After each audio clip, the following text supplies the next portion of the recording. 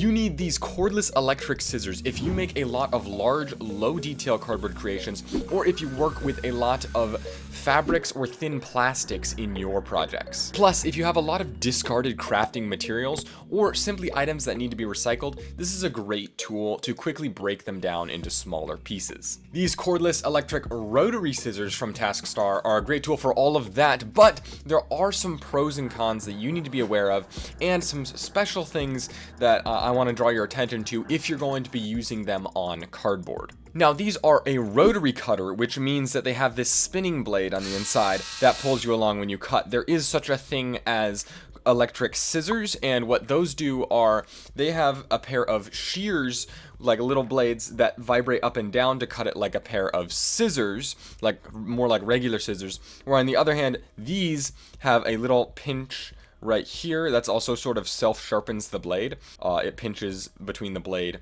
and this spring-loaded piece right here to cut whatever you're trying to go for. One of my favorite things about this tool is that it protects your working surface. So instead of having to cut against my nice desk with my knife, because I would leave a scratch on my desk on the bottom, I can use my electric scissors and hold it up in the air and cut it as I'm up there, which makes it a little bit easier to craft in different scenarios. It makes it a little bit more portable sometimes as well. Granted, you could do that with a regular pair of scissors, but regular scissors can't cut through quite as much stuff. Now, sometimes this is faster than a knife, but other times it's faster to cut with a knife. So the difference is when you have a little bit shorter cuts where you might be going through something thinner, you might go with your knife. You can go right away with that, and it'll be faster, because if I had a cutting mat underneath me, it'd be really easy. I'm gonna cut through this piece. Right, it doesn't take very long to get through, but if I use my cordless scissors, it just takes a quick slice and I'm done right where I want to be. Also, it requires a little bit less skill. You just sort of plug and play chop with your cordless scissors, but with a knife, it does take a little bit of skill to create nice cuts right where you want them. Plus, your scissors can sometimes slip when you're trying to do big long cuts. Cutting a long cut like this all the way down here is a lot faster with your cordless scissors, because you can get tired if you try to do this with a knife. On the other hand, I can go straight through with my cordless scissors at a steady speed. If I tried to go that fast with my knife, I'd risk having it slide off or miss or take a weird wacky angle. That leads into the next point, where the electric scissors are actually safer than most regular scissors or a knife, because there isn't a lot of blade exposed to cut your hand on. If I tried to hurt myself with this, right, the only way I can go is if I jam my finger into the blade right here. So for children, it's a little bit more dangerous. Their fingers are smaller. But when you're cutting something, that occupies most of the blade space, and you're going to start feeling this cover and the bottom over here before you ever actually run into it. And there's no real way for this to slip or go away really fast, whereas when you're using a knife, sometimes you end up in a scenario where you're applying a lot of pressure and it's not moving, and you get a sudden slip with that knife. People cut themselves a lot when they're doing that. Also, these are unlikely to accidentally operate because it requires a 2-button operation. First, you're going to need to hit the button here on the top. That'll turn red, and then you can trigger your thing without holding it. Now, this will stay lit for about 30 seconds. If you're not using it for 30 seconds, you're going to have to initiate the blade again with the top button, and then you can go and use it right away. It only resets. It's kind of like a sleep mode, so if you haven't used it at all in 30 seconds. Reason number 4 why you might get cordless electric scissors is because they can cut through a lot of different things. These can even take out little dowels, thin pieces of wood here. If I want, boom, I can cut through that. Now, if you overload it, it will stall. It doesn't have like a ton of torque, but you could see I could get all the way through this dowel right here without too much trouble. And then it also does a great job with fabrics because it pinches it, whereas if I tried to cut some of these things with a knife, it'd be weird because they'd be sliding around under the knife. Now, scissors would be really good at cutting fabrics as well, but the cordless scissors also do a fantastic job of cutting through that really smoothly, and they can go through a lot of layers of that kind of stuff. They can go typically up to about 1/4 of an inch is their maximum thickness.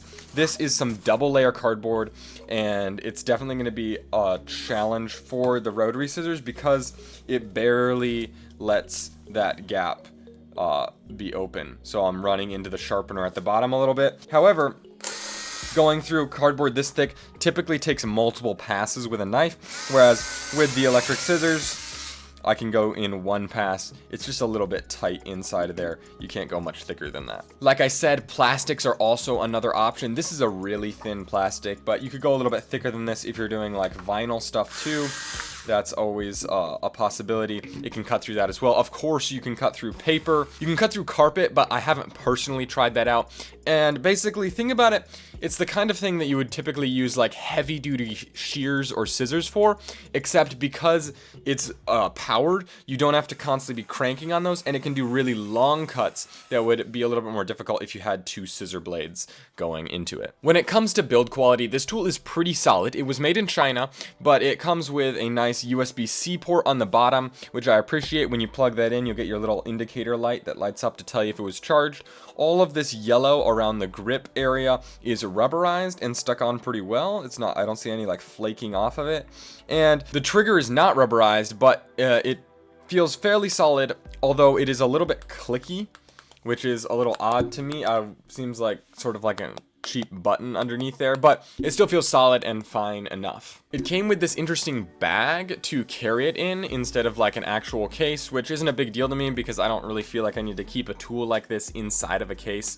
And the box was also a little odd. It was like a Christmas present themed box, but I don't really care about how my package was shipped as long as the tool works well. If you're a right-handed person, this is going to be a better tool for you because as you hold it in your right hand, you're going to be able to see what you're cutting from the left side. Whereas if I hold it in my left hand, then it's hard for me to see what I'm cutting because the blade is over on the other side. But it does work for right or left-handed people. The trigger is completely round, so you can grip it kind of however you want. Now, the blades are also interchangeable. So if you unscrew this, take this whole cover off, you can swap out those blades if yours ends up getting really dull. And right now this tool is going to come in around $35 on Amazon if you apply the like free little coupon box that they have in there, which is a pretty average price for these tools. But I will have an additional discount code linked down in the description below from TaskStar.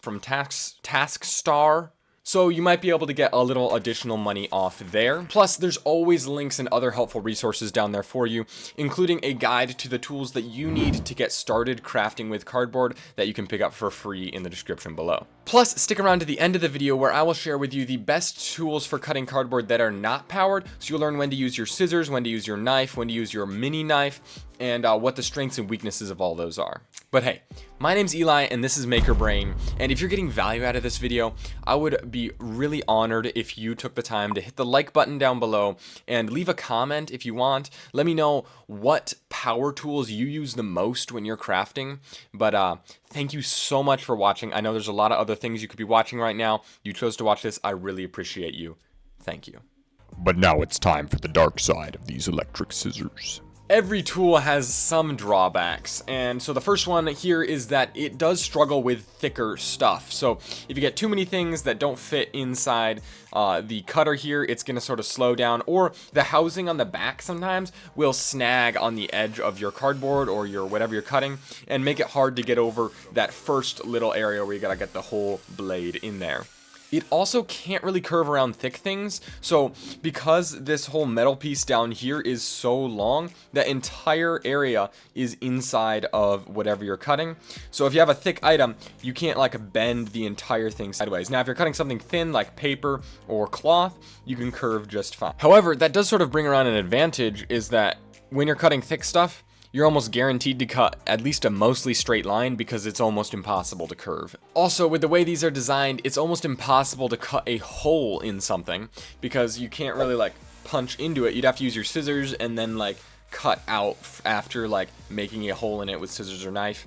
Even if you wanted to cut like a little section out of a board, you can't really turn it sideways once you're on the inside. They're mostly designed for making complete cuts all of the way through something. This tool also doesn't make very clean cuts in your cardboard. They're like average cleanliness, so like better than if you're really bad at using a knife. But if you're fairly good at making cuts in cardboard with your knife, they're going to end up a lot cleaner than this, especially in thicker cardboard. You can't really notice on thin cardboard because the amount it crushes it is really small, but if I was using something as thick as this double layer cardboard and tried to cut through it, I'm going to end up with a crushed edge all the way along the top. And then on the bottom, you're going to end up crushing the other side because the sharpener, this little sharpening cutting blade, is jammed and punches partway through the cardboard all the way along the bottom, making all these little rips, whereas the top on the other side is just sort of folded down because the blade is so thick. This angle here folds that cardboard down. The truth is, you can do most of the things that electric scissors can do with regular scissors or a knife, especially if you have thicker scissors than me, but the electric scissors are gonna be a little bit faster and able to cut a couple more different things. Although this is not a must-have tool for every crafter, if you plan on making a lot of long cuts through items, or cutting things that are too difficult for your scissors or too tedious and too long to cut with a knife, perhaps you're making like an entire cardboard playhouse, then I would recommend picking up this tool. I've got a link right in the description below with the discount code, and it's going to be helping you out with that. But if you don't have $35 to drop on a new tool but still want to upgrade your cardboard cutting game, then click on this video right here where I compare the 3 most common cardboard cutting tools so you can learn where and when to use each one and the strengths of weaknesses of each. And remember, you have everything you need to start crafting right now. And I pray that you would find a new way to unleash your creativity today. God bless you. This is Maker Brain.